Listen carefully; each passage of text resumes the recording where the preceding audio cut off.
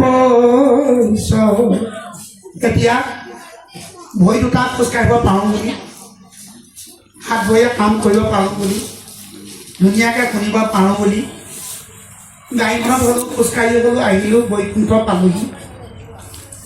এনেকুৱা এটা দিন আহিব কাষতে মানে ঘৰ, নামঘৰ কাষতে বিচনাখনৰ পৰা আপুনি এইফালে আহিব নোৱাৰিব, পৰি থকা জেগাতে পৰি থাকিব লাগিব দেই, পৰি থকা জেগাতে পৰি থাকিব লাগিব। আপুনি কাণে শুনি আছে কিন্তু আপুনি আহিব নোৱাৰে, মনটো আপোনাৰ গৈ আছে, আপুনি কৰিব নোৱাৰে। আমি ইয়াত থকা সকলোৱে এদিন তেনেকুৱা হওঁ, সকলোৱে হওঁ এদিন। মই নহওঁ বুলি কোনো ক'ব নোৱাৰে, কাৰণ বয়সৰ নাথাকে। দিনে দিনে টুটে আয়ু, কৈত পৰে প্ৰাণবায়ু, এলাহ এৰি ধৰা গুণ নাম, কৃষ্ণ হৰি ৰৰি মুখে, বৈকুণ্ঠ লবিবা সুখে, নিৰন্তৰে বোলা ৰাম ৰাম। আয়ুটো কমি কমি গৈ আছে, যেনেকৈ পূব দিশত সূৰ্য উদয় উঠে পুৱাতে, সন্ধিয়া হোৱাৰ লগে লগে সূৰ্য মাৰ গৈছে, দিনটো গ'ল, সেইটো দিন আমাৰ আয়ুসবিলাক গুচি গ'ল, কমি গ'ল সেইদিনাখন। যদিহে ভকতৰ সংগ নাপালে সেইদিনা মিছা, সঁচা আজি দিনটোহে। ভকতৰ সংগে ৰংগে কৰে সৰ্বক্ষণ, কৃষ্ণক আৰাধি কৰে শ্ৰৱণ কীৰ্তন। এইটো দিনহে। গতিকে যিটো দিনত ভকতে কান্দে, এদিন কোনদিনা কান্দে বাৰু? যিদিনাখনি ভকতৰ সংগ নাপায়, যিদিনাখনি গুৰু সেৱা কৰিবলৈ নাপায় সময়ৰ অনুপাতে, সেইদিনাখনি বহুত কান্দে। আৰু যিদিনাখনি ভকতৰ সংগ পায় সেইদিনাখনি সেই সুখটোক আধ্যাত্মিক সুখ বুলি কোৱা হয়। আজি আপোনালোকে যিটো সুখ পাইছে এইটো আধ্যাত্মিক সুখ, কাৰণ ভাগৱতে একাদশ স্কন্ধ নিমিৰ সিদ্ধ মানে নিমিৰ ৰজা আগত নৱসিদ্ধই কথাটো কৈছে, বোলে ৰাজা ভকতৰ সৎসংগ সুখটোক আধ্যাত্মিক সুখ বুলি কোৱা হয়। এই আধ্যাত্মিক সুখত থাকি ডাঙৰ সুখ আৰু পৃথিৱীত শ্ৰেষ্ঠ সুখ ক'তো হ'ব নোৱাৰে। সেইকাৰণে ভকতৰ সংগে ৰংগে কৰে সৰ্বক্ষণ, কৃষ্ণক আৰাধি কৰে শ্ৰৱণ কীৰ্তন। আপোনাক আমাৰ নিজৰ ঘৰখনতো ভকতৰ সংগ কৰিব লাগিব।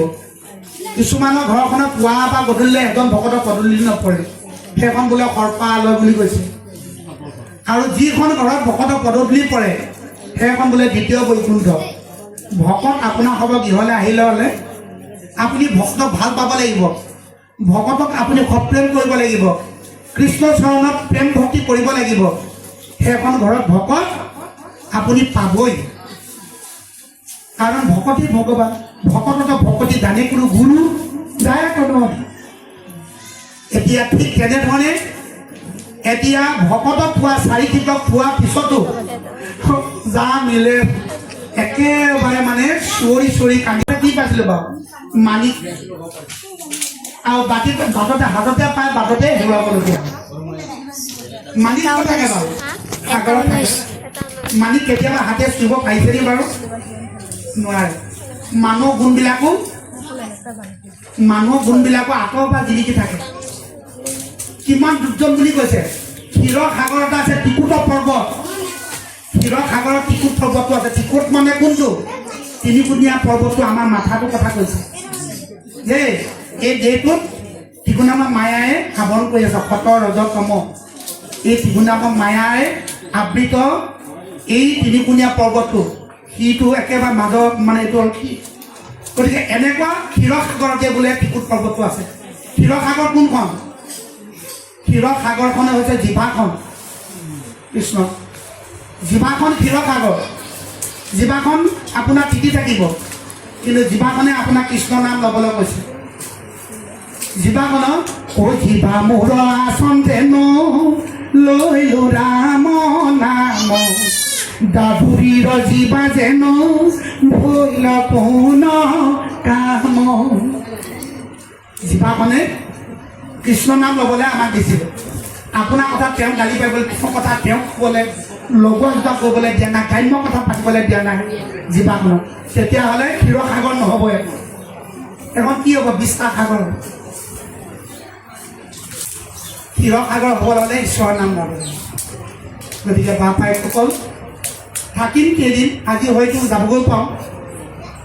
আপোনাক হ'ব কোনোবা বাট মুকলি হৈ যদি যাব পাৰে, আমি মানে একেবাৰে হেণ্ডচাপ হৈ আছোঁ আৰু একদম হেণ্ডচাপ আৰু কোনদিনা হেণ্ডচাপ হ'লো বাৰু শৰণ লোৱা দিনাখনি কৃষ্ণচৰণ শৰণ লোৱা দিনাখনি কৃষ্ণচৰণত কাঁইটো দি দিলোঁ বাক্য দি দিলোঁ মন দি দিলোঁ আমাৰ কিবা আছে নি প্ৰভু সমস্যা আছে নি কিবা কাঁইদি কোনে তৰি গ'ল কাঁইদি তৰি গ'ল ৰজা হৰিশ্চন্দ্ৰই বাক্য দি কোনে তৰি গ'ল অজামিলে তৰি গ'ল বাক্য দি একবিপ অজামিলা মন্দমতী পাপশীল পুত্ৰভাৱে কোমৰ কোমৰ অজামিলে নাৰায়ণৰ নাম পুত্ৰটোৰ নাম হ'ল নাৰায়ণ নাৰায়ণ বুলি কোৱাৰ লগে লগে তেওঁ মুক্তি লাভ কৰিব এতিয়া গতি পাব এই কথাখিনি আছে এতিয়া আৰু মন্দি কোনে তৰি গ'ল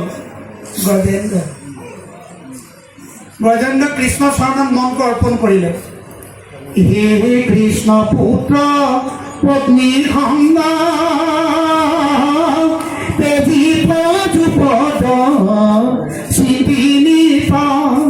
গৰ্ভ শূন্য সন্ত খৰ্বৰ আশ্ৰমে জানিব তাকম্বাৰ মুখে পদ্মে বাদ হুৱে ফজু কথা নিত নদী তাতে মন নহয়া দেহাৰ হাতৰে ৰাইব হে কৃষ্ণ তজু পাদৰ পদ্ম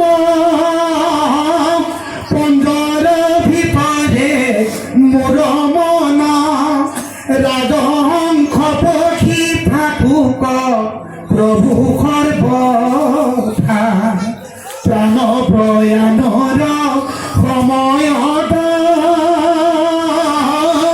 কফবা কপিত আদি যতন কণ্ঠনি দুধনে তোমাৰ স্মৰণ কথা কণ্ঠনি দুধনে তোমাৰ স্মৰণ কথা অন্তিম মুহূৰ্ত আহিব আমাক আপুনি কৃষ্ণ বুলি ক'বও নোৱাৰিব বোলে ভৰ্তাৰ ক'ৰবাত কিবা নামঘৰত একদম অঞ্চলটো বোলে গাঁওখন ফালি আছিলে তোৰ দামৰিব সময়ত কৃষ্ণ বুলি নক'লোঁ এইবিলাক কথা নক'ব নাপায় সেইখিনি সময়ত কৃষ্ণ বুলি নক'লেও কণ্ঠ নিৰোধনে তোমাৰ স্মৰণ কথা এই ৰিহাৰ্চল কৰি থাকিব নামৰ ৰিহাৰ্চল কণ্ঠত যদি স্মৰণ ভগৱন্তৰ ৰূপটো আহি যায় চৰণৰ পৰা মস্ত গ'লে আপুনি কৃষ্ণ বুলি নক'লেও নাৰায়ণ বুলি নক'লেও মুক্তি পাব আৰু পাইছেনে বোলে ইমান তেওঁ মানে নাম গাই গাই মানে হেৰি কৰিলে কোন অন্তিম মুহূৰ্তৰ ৰাম বুলি নক'লে কৃষ্ণ বুলি নক'লে গোপাল বুলি নক'লে জনাৰ্দন বুলি নক'লে মাধৱ বুলিও নক'লে কিন্তু সেইখিনি নামে জমা হৈ থাকিব ইয়াৰ মাজে নামৰ ভাণ্ডাৰ মুখে বাদ হয় ৰাম নামৰ মাৰা নামাৰে পাপ কটকে কিয় জিভাখন আপোনাক মাৰি পেলালে কাণখন মাৰি পেলালে তাৰপিছত আপোনাৰ কণ্ঠত যদি স্মৰণ যদি ভাৱটো আহি যায় চৰণৰ পৰা মস্ত কৰে যেনেকৈ পৰীক্ষিত কৈছে বোলে কোনে কৈছে পোকে কৈছে বোলে হেৰা পৰীক্ষিত শতাংগ মুনিয়ে মানে দুই দণ্ডতে মুক্তি পালে তোমাৰ 7টা দিন থাকোঁতে কিহৰ চিন্তা কৰিছে দুই দণ্ড অৰ্থতে এক দণ্ডত 24 মিনিট আৰু দুই দণ্ডত 48 মিনিটে 48 মিনিট নাম সাধনা কৰি তেওঁ ভগৱন্তৰ ৰূপটো স্মৰণ কৰাৰ লগে লগে স্বৰ্গৰ পৰা মৈত্ৰৰ দৰ্শন কৰিছে লগে লগে তেওঁ মুক্তি পাইছে চাওক আমাৰ 7টা দিনেহে 7টা দিনৰ ভিতৰত এদিন জন্ম হ'ল কোনদিনা জন্ম হ'লো সেইটো মানে